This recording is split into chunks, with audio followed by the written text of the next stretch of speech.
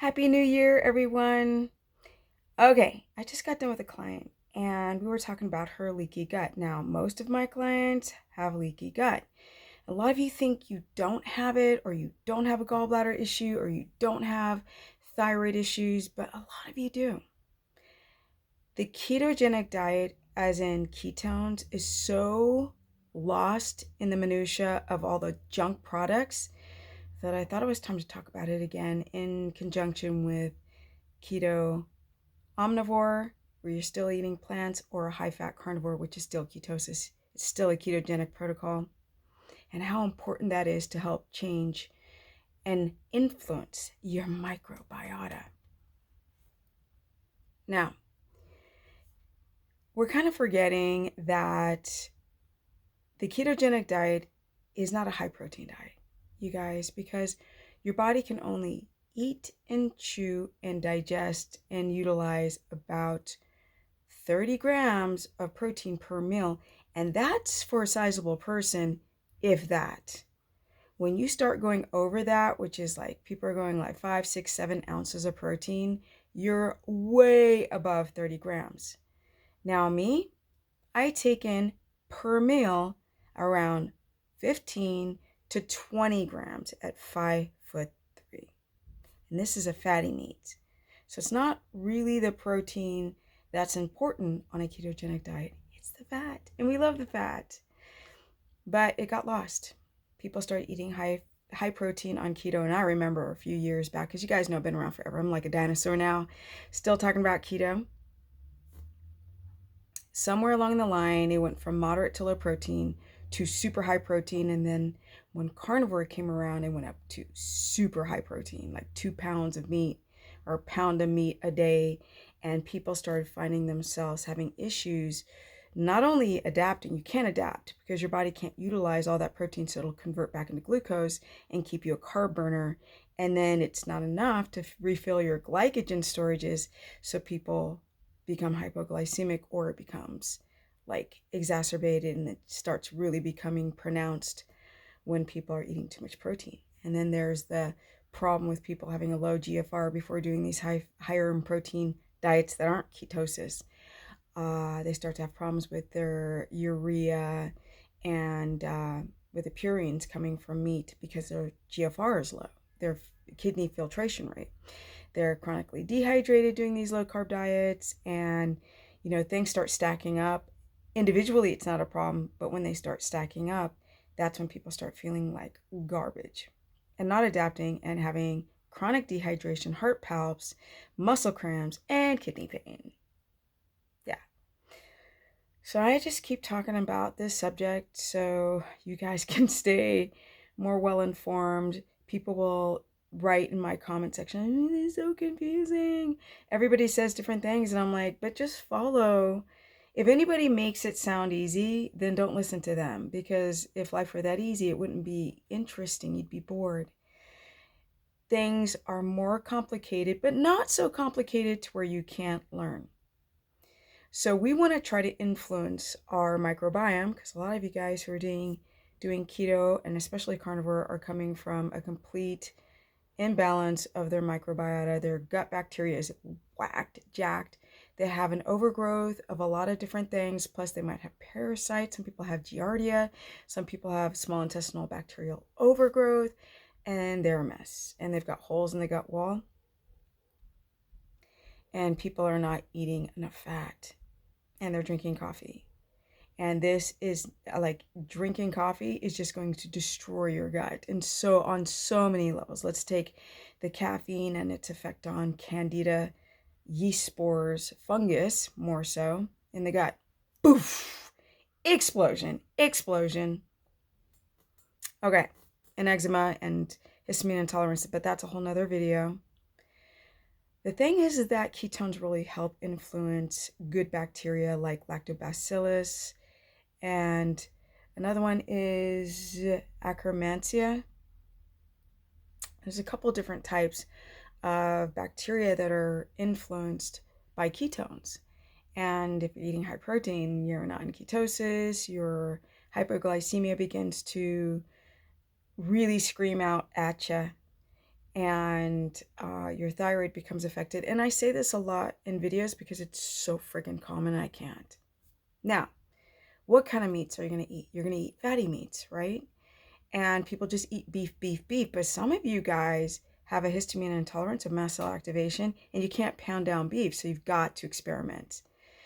Don't eat the same meat every day for those who've got issues with their gut, with leaky gut, because the gut has a hard time to seal if you're having any type of mast cell activation with eating beef every single day.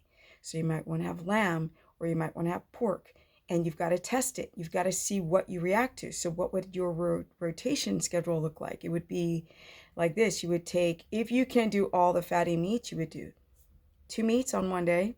So you might have like breakfast, lunch, and I want you to eat 3 meals a day. You might have 2 meats, like let's say beef and chicken.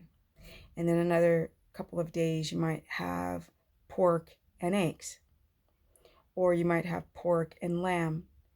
And you want to keep rotating it. You want to have at least 1 to 2 ounces of liver a day, because to help heal the gut, you freaking need vitamin C.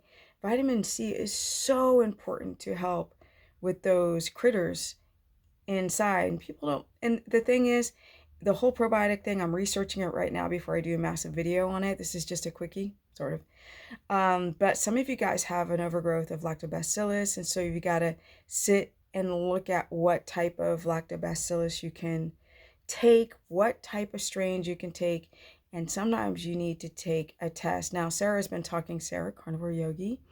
She's working with a health practitioner named Judy, and she's helping her figure out, and like Sarah literally paid the extra money to find out what bacteria that she's lacking in.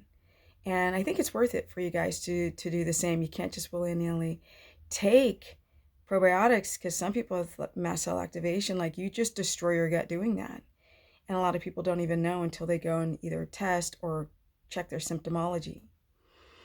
But yeah, it's funny because Sarah said, you know what, Stephanie, because we were researching the whole what is it called? The poop transplants for people who are trying to people who've got really bad mast cell activation, but some people have got those fecal transplants. It's worse afterwards. Sometimes it's better. It's hit or miss. But definitely there was a woman who had a fecal transplant to help heal her gut, and she was really trim and slim, and she developed that person's gene expression in terms of, or epigenetics in terms of, not being able to lose weight, because the person who gave her the microbes from the stool, she became fat too. So Sarah said, I want your microbes.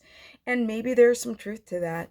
Maybe that gut dysbiosis it's not just your thyroid. It's not just leptin resistance, which also your microbes are affected by, but it's not just leptin resistance or your thyroid or estrogen dominance, but maybe in fact is that you're having the wrong bacteria that's making it very difficult to lose that excess body fat. But that's something we're both researching. I just wanted to step in for a minute, talk about the gut, talk about how important it was to not eat high fat. And sorry, I got a text. High protein. Blah, blah, blah. I'm not starting over again. How important it is to do a high fat dietary protocol, because a ketogenic diet is going to have the 3 fatty acids that you need. It's going to have mono, saturated, and poly, right? The MUFAs, the PUFAs, and the saturates in the right balance, because Mother Nature understands. But things like olive oil and coconut oil dominant in saturated fats. Olive oil and avocado oil are dominant in monounsaturated fat, and those don't really produce the ketones like animal fat. But there's no real clear line in this. I just wanted to jump on and talk about leaky gut a little bit, and how you guys need to learn more about the gut, possibly do some microbe tests, and I'll link below which ones when I go and figure out which testing companies are the best, because I'm really careful with that. Of course, I don't have any affiliate programs with that kind of stuff. But also, thinking about eating your liver for the vitamin C to help heal the gut wall, plus give you a lot of the minerals that are missing, because a lot of you guys have leaky gut. You're not sealing up the gut wall. You're not absorbing the proper nutrients to be able to seal up that gut wall. All right, guys, now I gotta go. I hope you're having a lovely new year, and I'm out. Don't forget that the ketogenic diet is a high-fat diet, over 200 grams, 2 to 300 grams of fat coming from animal fat. And if you have a gallbladder issue, there are strategies to get through this. Even if you have no gallbladder, or if you have sludge or stones, you can still do a high-fat ketogenic or carnivore diet. And I'm out. Peace. If you guys want to learn more, go to stephanieperson.com. I'm about to open up all new dates tonight on my calendar in January of 2021.